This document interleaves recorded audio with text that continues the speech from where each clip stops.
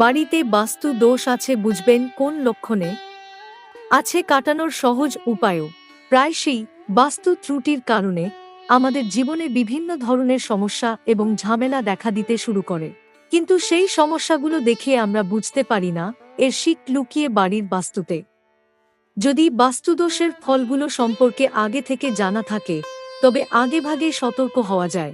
যেমন, যদি আপনার বাড়ির তুলসী গাছ বারবার শুকিয়ে যায় তাহলে বাস্তুর দিকে নজর দিন।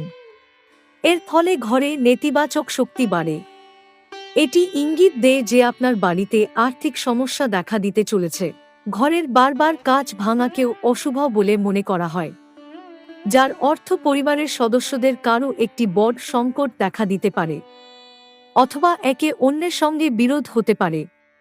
এটি বাড়ির বাস্তু দোষ নির্দেশ করে। বারবার আপনার হাত থেকে সোনা হারিয়ে যাওয়া মানে আপনার ঘরে বাস্তু ত্রুটি রয়েছে, যার জেরে এ ঘটনা ঘটছে।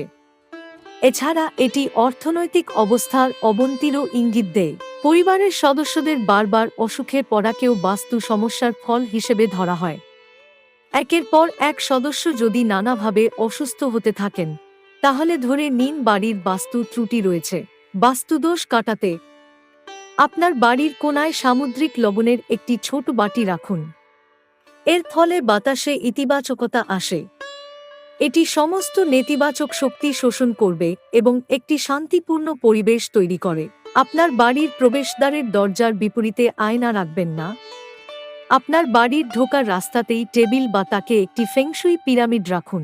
ইতিবাচক শক্তিকেও আকর্ষণ করে উইন্ড চাইম। বাড়ি থেকে বাস্তু দোষ দূর করতে প্রবেশদ্বারে ঘোড়ার নাল রাখুন। বাড়ি থেকে ভাঙা আয়না আর বন্ধ ঘড়ি ফেলে দিন।